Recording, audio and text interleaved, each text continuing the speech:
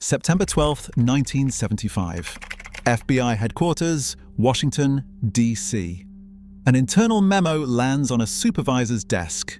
It contains a single admission that would embarrass the most powerful law enforcement agency on Earth. The Bureau has lost Santo Trafficante Jr. One of the most powerful mob bosses in America left his Miami residence in late 1972 and was not physically observed in the United States until late 1974. 2 years gone. No surveillance, no sightings, no intelligence. Another memo would later place him in Catania, Sicily, where he had been living quietly for roughly 6 months. But by then, the damage was done. The man who ran casinos in Havana, who moved heroin through the French Connection, who worked side by side with the CIA to assassinate Fidel Castro, and who a congressional committee would later name as one of 2 mob bosses most likely involved in the murder of President Kennedy, had simply vanished. And the Federal Bureau of Investigation had no idea where he went. In New York, the FBI was winning, bugging social clubs, turning soldiers into informants, building RICO cases that would send entire crime families to prison for 100 years. But in Tampa, Florida, they could not even find the boss. And that gap between what the FBI could do in New York and what it could not do in Tampa is the key to understanding why one small crime family in the state of Florida terrified federal investigators more than all 5 families combined. An organization where 60% of its members traced their roots to a single Sicilian village, where not a single made member ever became a government informant, where the boss spoke fluent Spanish and built a narcotics pipeline stretching from Turkish opium fields through Marseille to Havana to American streets, and where the CIA entanglement was so deep that 3 directors lied to keep the secret buried. This is how Tampa's Mafia built the one empire the FBI could never crack. To understand what made Tampa different, you have to start in a place most people have never heard of: Ybor City, a cigar manufacturing district on the northeast edge of Tampa where, beginning in the 1880s, Sicilian immigrants settled alongside Cuban and Spanish workers. They came from a cluster of small towns in the province of Agrigento, Santo Stefano Quisquina, Cianciana, Alessandria della Rocca. Some of these families had fled the 1891 New Orleans lynchings, where 11 Italians were dragged from a parish prison and murdered by a mob after being acquitted of killing the city's police chief. They carried their traditions with them, their codes, their silence. And in the humid streets of Ybor City, surrounded by the smell of hand-rolled tobacco, they rebuilt what they'd left behind. The foundation of their power was Bolita, an illegal Cuban lottery game that had arrived in Tampa in the 1880s. Players bet on 100 numbered balls. The payoff was 80-1. It was wildly popular among the working class, and the money it generated was staggering, enough to corrupt every level of government. By 1912, a Jacksonville newspaper declared Tampa the most wicked city in the United States. And the man who controlled that wickedness wasn't even Italian. His name was Charlie Wall. Born into Tampa's Anglo elite, Wall was drawn to Ybor City's gambling tables like a moth to flame. They called him El Sombra Blanco, the White Shadow, for his white linen suits and his 6'2" frame. He ran Bolita for nearly 25 years. He fixed countless elections. He owned politicians from beat cops to the mayor. In 1935, corruption was so embedded in Tampa's political system that the federal government sent the United States military into the city on Election Day to guard polling stations. Think about that. Soldiers at voting booths in an American city, because one man's gambling operation had swallowed the entire political machine. But the Italians were rising. Ignazio Italiano became Tampa's first recognized mafia boss. Then came Ignazio Antinori, a narcotics trafficker who did something no one in Tampa had done before. He pioneered a heroin pipeline from Corsican laboratories in Marseille through Cuba and into Florida. Antinori's ambition cost him his life. On October 23, 1940, he was killed by a shotgun blast at the Palm Garden Inn. His head was literally blown off, and his death opened the door for the man who would transform Tampa's underworld into something the FBI had never encountered. Santo Trafficante Jr. was born in Chianciana, Sicily, in 1886. He arrived in Tampa at age 15. He rose through bootlegging and bolita. After Antinori's murder, he consolidated every piece of Tampa's organized crime under a single command. By 1945, his influence rivaled the five families of New York. What followed was a bloodbath. Between 1928 and 1959, more than 25 gangland murders tore through Tampa in what became known as the Era of Blood. Political fixers were shot in the streets. Double murders went unsolved. The violence was not random, it was structural, the cost of one organization consuming everything around it. When Trafficante Sr. died of stomach cancer on August 12, 1954, his son Santo Jr. assumed control. He promptly settled the accounts his father had left open. Charlie Wall, now 75 years old, long retired and living quietly, was found on April 18, 1955, with his skull caved in by a baseball bat and his throat slashed ear to ear. On his nightstand sat a copy of Senator Kefova's Crime in America. The book contained Wall's own testimony about Tampa's underworld. The murder remains officially unsolved, but most historians point to Trafficante Jr., who believed Wall had been involved in a 1953 attempt on his life. When the rival Italiano faction complained to New York bosses about the younger Trafficante's takeover, their envoys, Antonio Italiano and Dominic Ferrara, disappeared permanently. Their bodies were never found. Now here's where Tampa's story separates from everything you've heard about the American Mafia. The five families of New York, the Gambinos, the Genovese, the Lucchese's, the Bonanos, the Colombos, they were massive organizations. 100 members, 200, 250, thousands of associates. They controlled concrete and garbage hauling, construction and the waterfront. They left paper trails, they had social clubs where they gathered in plain sight. And because they were so large, the FBI could always find a weak link. Someone facing 30 years who would rather talk than die in prison. Valachi talked, Fratiano talked, Gravano talked, Darko talked, Leonetti talked. Even a sitting boss, Joseph Massino, eventually became a cooperator. Every single one of them devastated their families. Tampa was the opposite. 20 to 25 made members at its peak, a fraction of any New York family. And 60% of that membership traced their origins to one Sicilian village. They were bound by blood, by marriage, by multi-generational ties that stretched back to the old country. Betray the family and you did not just risk your own life, you endangered your cousins, your in-laws, your aunts and uncles back in Sicily. The organization did not function like a traditional crime family, it functioned like an intelligence service, natural compartmentalization that no outsider could penetrate.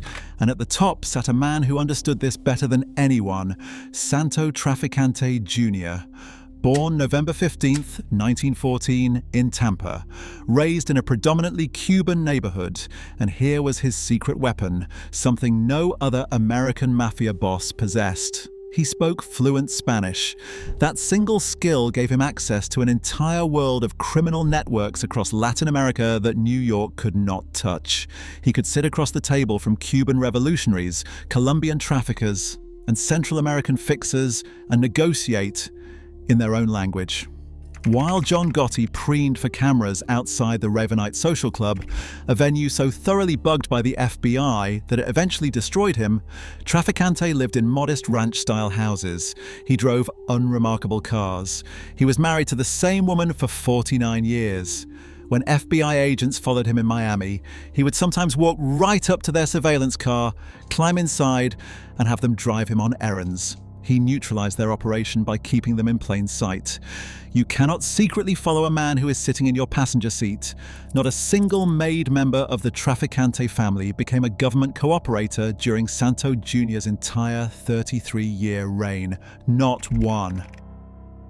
In the history of the American Mafia, no organization of comparable power maintained that level of silence for that long. The FBI memos tell the story of an agency that tried everything and failed. They lost him for 2 years. They could not develop sources inside the organization. They could not penetrate the village-based loyalty structure. In a family that small, everyone knew everyone. A new face would be detected in hours. An informant would be dead in days. Most people know the 5 families: the Gambinos, the Genovese, the Bonanos, names from 100 movies and 1,000 books. But the family that kept FBI directors awake at night operated 1,000 miles south of Manhattan, in a cigar town most Americans could not find on a map. And what that family built, the machine behind the silence, was unlike anything the Bureau had ever tried to dismantle. The empire ran on 3 revenue streams, and each one was more dangerous than the last. The foundation was Bolita, that Cuban lottery game with the 100 numbered balls and the 80-to-1 payoff. It sounds small. It was not. Bolita was the lifeblood of Tampa's criminal economy, generating tens of thousands of dollars daily. More importantly, it was the currency of corruption, the money that bought cops, judges, prosecutors, and politicians at every level.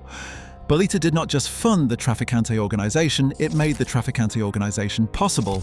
Without those payments flowing to City Hall and the courthouse, none of the rest could have worked. But Bolita was local money. The real fortune was in Havana. Under the regime of Cuban dictator Fulgencio Batista, Santo Trafficante Jr. built a casino empire that rivaled anything in Las Vegas.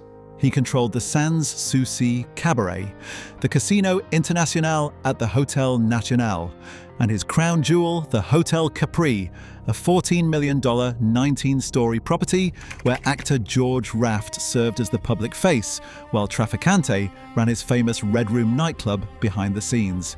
He held suspected interests in at least 5 other major Havana properties, including the Tropicana and the Havana Hilton. The arrangement was breathtaking in its corruption. Batista's 1955 hotel law granted gaming licenses to anyone who invested $1 million in a hotel with no background checks. Under the table, payments of $250,000 or more were standard. Batista's brother-in-law controlled every slot machine on the island. A nightly bagman collected 10% of all casino profits. Play reportedly exceeded $1 million per night across Havana's casinos. One observer at the time put it simply, they were getting bigger bets than Las Vegas. And yet the casinos were cover for something far more lucrative. The Trafficante organization had established Cuba as the critical transshipment point for the most profitable narcotics pipeline in history, the French Connection. Here is how it worked. Opium grown in Turkish fields was transported to Corsican laboratories in Marseille, France, where it was refined into heroin. From Marseille, the product moved to Cuba, where Trafficante oversaw incoming shipments. And from Cuba, it flowed into Tampa and distribution networks across the United States. By the 1960s, this single pipeline supplied between 80 and 95% of all heroin consumed in America. But heroin was not the only product. The Trafficante family had controlled cocaine channels running from Medellin, Colombia, through Havana since the 1930s, 3 full decades before cocaine became a mainstream drug in the United States. A 1953 Bureau of Narcotics investigation documented a meeting between Trafficante and George Zarate, a key figure in Peruvian cocaine trafficking, at Havana's President Hotel. Cuba's geographic position made it perfect, close enough to American shores, corrupt enough under Batista to guarantee safe passage, and complex enough in its legitimate shipping traffic to hide product in plain sight. When Fidel Castro's revolution toppled Batista on January 1, 1959, and citizens ransacked the casinos and smashed slot machines in the streets, Trafficante lost the physical hub. But the network he had spent decades building did not die with Havana's neon lights. It adapted. It survived. It found new routes. Tampa's political machine was not corrupted by the Trafficante organization, it was built by it. Bolita profits had funded election campaigns for decades. Cops took payments, judges issued favorable rulings, mayors looked the other way. The 1935 military intervention, federal troops guarding polling stations on election day, was not a scandal that shocked Tampa. It was simply what Tampa was. Corruption wasn't an aberration, it was an institution. and it provided the domestic layer of protection that kept the organization insulated from local law enforcement for generations. But the real shield wasn't local, it was federal, and it began with a phone call in September of 1960. CIA operative Robert Mayhew, a former FBI agent doing contract work for the agency and for Howard Hughes, met with Chicago mob figure Johnny Roselli at a New York hotel. Mayhew, posing as a representative of international businesses whose Cuban assets Castro had seized, made an extraordinary offer: $150,000 for Castro's removal. Roselli brought in two men. He introduced them as Sam Gold and Joe. Sam Gold was Chicago boss Sam Giancana. Joe was Santo Trafficante Jr. And the reason the CIA wanted Trafficante was simple. He was the only American Don who had actually lived in Cuba. He spoke Spanish. He still had associates in Havana. He knew Castro's habits and routines. No one else in organized crime could deliver what Trafficante could. What followed reads like a dark comedy if it weren't deadly serious. The CIA's Technical Services Division produced capsules of botulinum toxin to be slipped into Castro's food. On March 12, 1961, at the Fontainebleau Hotel in Miami Beach, CIA officer James O'Connell handed the poison pills and $10,000 in cash to Johnny Roselli. The pills were supposed to reach a contact working in Castro's favorite restaurant. They failed. Castro stopped visiting the restaurant, so the agency got creative. Poison cigars, an exploding seashell placed where Castro liked to scuba dive, a contaminated diving suit, thallium salts hidden in his shoes to make his iconic beard fall out. Each plan more absurd than the last, each plan a failure. The program expanded under Operation Mongoose, authorized by President Kennedy himself in November 1961 after the Bay of Pigs disaster, and under ZR Rifle, the CIA's classified executive action assassination capability run by Agent William King Harvey. At its peak, 477 CIA staff worked full-time on Cuba operations out of the massive JM Wave station on the University of Miami campus. The Church Committee, established in 1975, documented 8 proven CIA assassination attempts against Castro between 1960 and 1965. Cuba's former intelligence chief claimed 634 attempts over Castro's lifetime. None succeeded. Castro died of natural causes in 2016 at age 90. But here's what mattered for Trafficante. The CIA relationship functioned as what one analyst called a get-out-of-jail-free card. The entanglement created a web of mutual blackmail. The CIA could not prosecute its own assets without exposing the assassination plots, and the mob could not expose its government ties without incriminating itself. 3 CIA directors reportedly lied about the plots to prevent public discovery.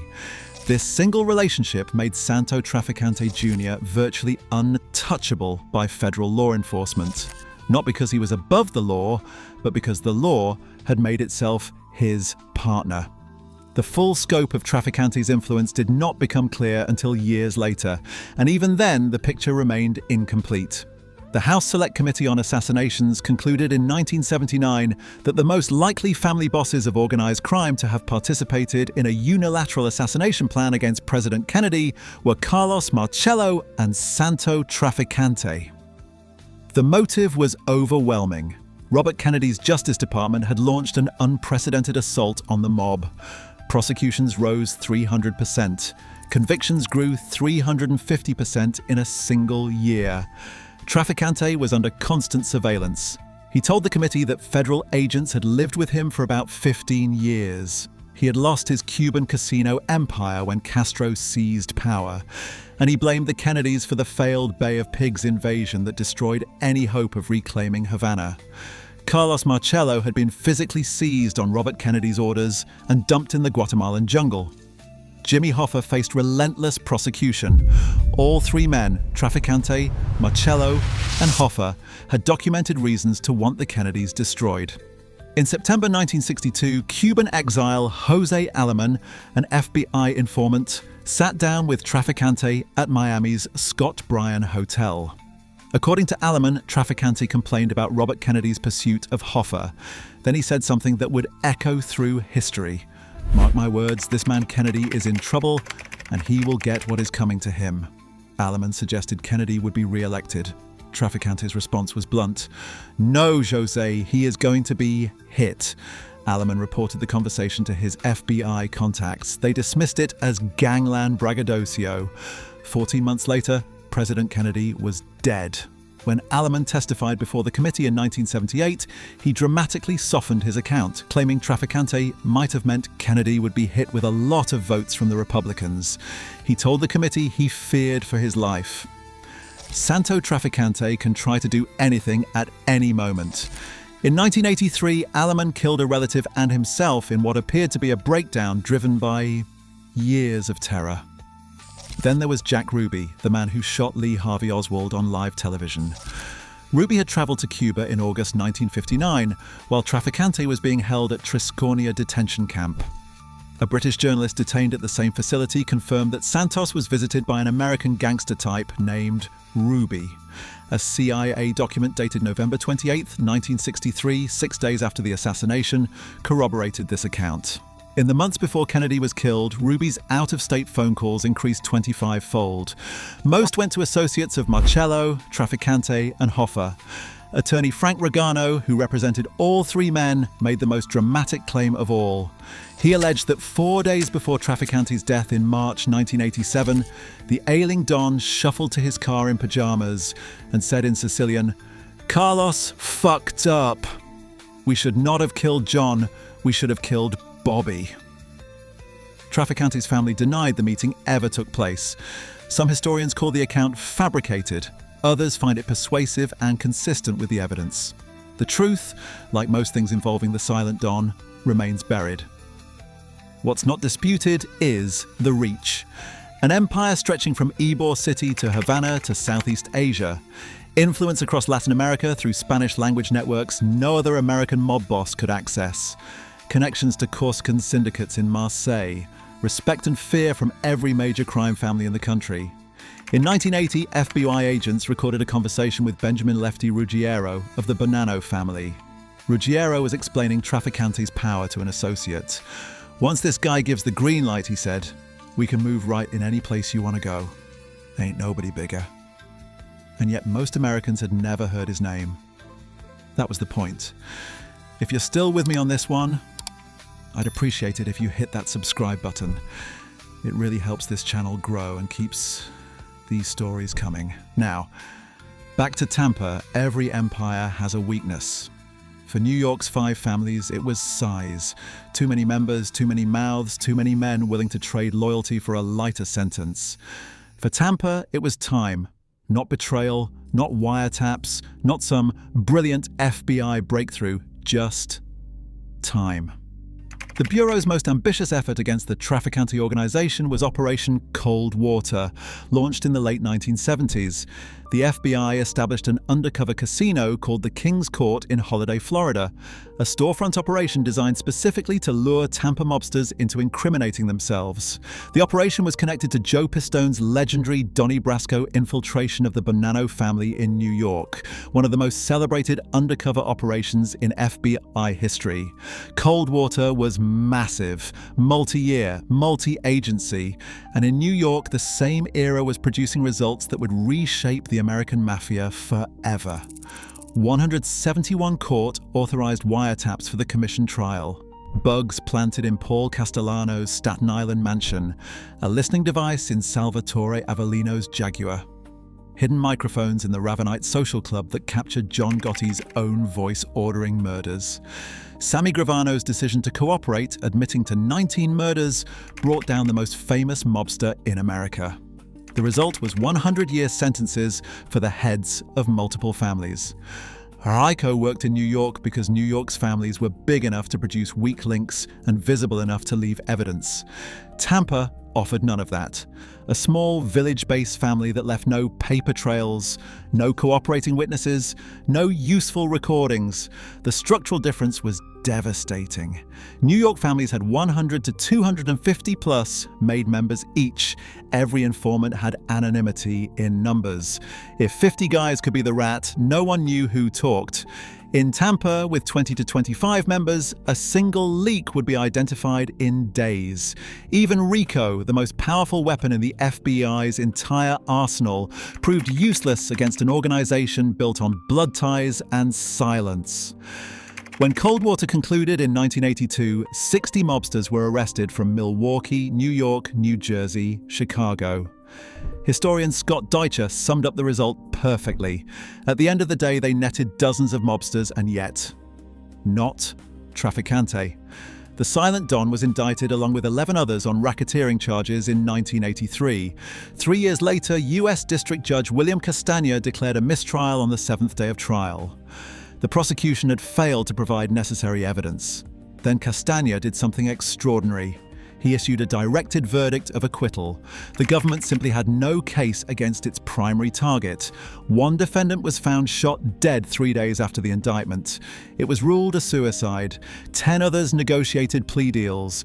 Trafficante walked out of that courtroom a free man again.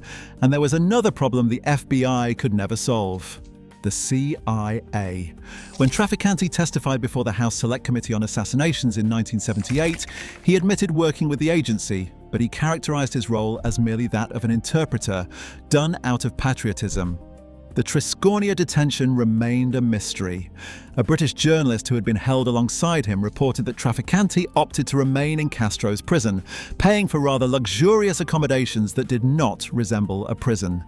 A 1961 Federal Bureau of Narcotics report contained unconfirmed rumors that Trafficante was secretly acting as Castro's agent for smuggling contraband into the United States. CIA Deputy Inspector General Scott Breckinridge later told Senate staff that Trafficante may have provided Castro with details about plots to assassinate him, potentially functioning as a double agent. The web of mutual blackmail between the CIA and the mob made meaningful prosecution nearly impossible. How do you build a federal case against a man when the federal government itself is his co-conspirator? Santo Trafficante Jr. died on March 17, 1987. He was 72 years old. He underwent triple bypass heart surgery at the Texas Heart Institute in Houston, but suffered complications. And just like that, the Silent Don was gone.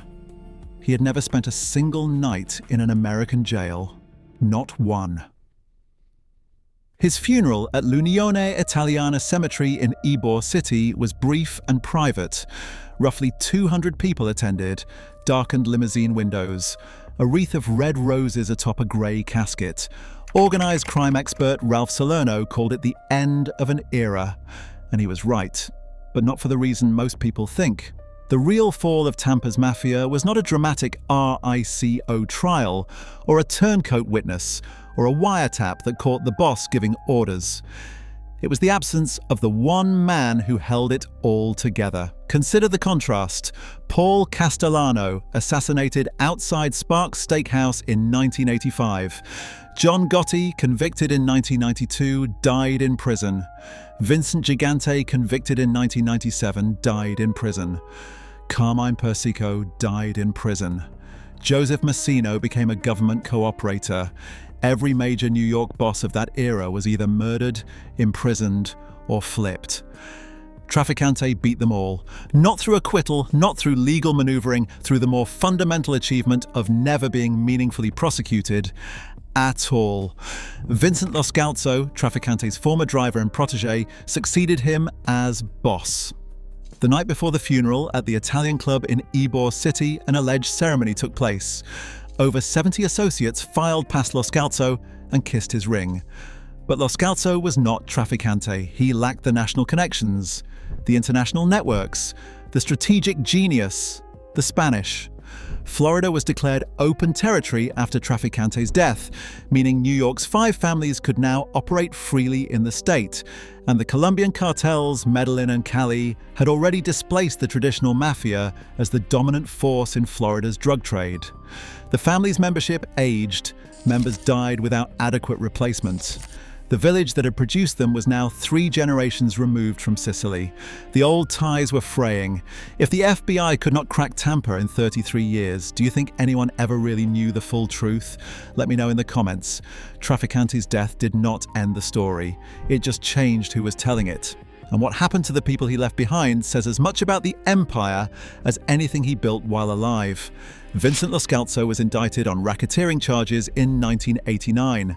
That case fizzled. He pled no contest and received 3 months probation. A separate bank fraud investigation collapsed when wiretaps were thrown out of court. By 2007, Scott Deitcher described Lo Scalzo as a semi-retired mobster and a regular Joe. He died on August 19, 2025, at age 88. No successor has been identified. The Trafficante crime family, as a formal organization, appears to be finished. The South Florida faction did not fare much better. In October 2000, federal authorities arrested 19 suspected members led by Steve Raffa. Weeks later, Raffa committed suicide. The cell dissolved. Carlos Marcello, the man the HSCA named alongside Trafficante as most likely involved in the Kennedy assassination, was convicted in 1981 on BRLAB, racketeering charges. He was imprisoned at the Federal Medical Center in Texarkana, where his mind deteriorated from Alzheimer's disease. He was released in 1989 and died in March 1993. But in 1985, while still in prison, he reportedly confessed to an FBI informant that he had the little son of a bitch killed, referring to Kennedy, and that he would do it again. Johnny Roselli, the man who introduced the CIA to Trafficante and Giancana, was found in August 1976, dismembered, stuffed in an oil drum, floating in Miami's Dumfoundling Bay. He had been murdered 10 days before he was due to testify again before the Church Committee about CIA and Mafia assassination plots. No one was ever charged. Jose Aleman, the FBI informant who heard Trafficante predict Kennedy would be hit, lived his final years in terror. In 1983, he killed a relative and then himself. The fear that Trafficante could try to do anything at any moment had followed him to the grave. And Frank Regano, the attorney who claimed Trafficante's deathbed confession about killing the wrong Kennedy brother, published his book Mob Lawyer in 1994. He died in 2003. His account remains split down the middle. Vincent Bugliosi called it almost certainly fabricated. HSC Chief Counsel G. Robert Blakey found it persuasive and consistent with the committee's evidence. The truth is probably buried in Ybor City alongside the men who knew it. Tampa's Italian-American mafia presence today is minimal to non-existent. The landscape is dominated by Colombian and Venezuelan transnational criminal organizations, Mexican cartels, and emerging threats like the Venezuelan gang Tren de Aragua. The village-based model that made the Trafficante family impenetrable was unique to its specific Sicilian immigrant community. No other organization could artificially recreate those multi-generational blood ties. The model did not just decline, it became impossible to replicate. It died with the community that produced it. For the FBI, Tampa exposed the limits of its entire playbook. Informants do not work when everyone is related. Wiretaps do not work when the boss climbs into your surveillance car. RICO does not work when there are no paper trails and no one is willing to testify. The lesson was structural and humbling. When an organization is small enough, tight enough, and silent enough, the tools that destroyed the five families are worthless. The JFK question refuses to die, the HSCA finding that Kennedy was probably assassinated as a result of a conspiracy, with Trafficante and Marcello as the most likely mob participants, remains the strongest institutional assessment implicating organized crime in a presidential assassination. No definitive smoking gun has emerged in the decades since. No definitive debunking either. Sealed HSCA documents remain classified. The debate continues. The CIA reckoning echoed for decades. The Church Committee's revelations about the agency's collaboration with the mob permanently damaged public trust in American intelligence. It led to Executive Order 12333 banning assassinations as a tool of U.S. foreign policy. The entanglement between the CIA and organized crime remains one of the darkest chapters in American government history. A cautionary tale about what happens when the line between law enforcement and lawlessness disappears completely. Scott Deitcher's books remain the authoritative accounts. Doug Kelly's Sunshine State Mafia, published by the University Press of Florida in March 2024, adds newly released files and interviews with retired FBI agents. And in Ybor City, the history has become part of the tourism. Walking tours through the old neighborhoods. The cigar factories converted to restaurants and boutiques. The social clubs where bosses once held court now host craft beer festivals and art shows. But some things in Ybor City have not changed. L'Unione Italiana Cemetery still sits where it always has. Santo Trafficante Sr. is buried there, so is Santo Trafficante Jr. The headstones are modest, nothing that would draw attention, nothing that would announce who lies beneath. Even in death, the silent Don keeps a low profile.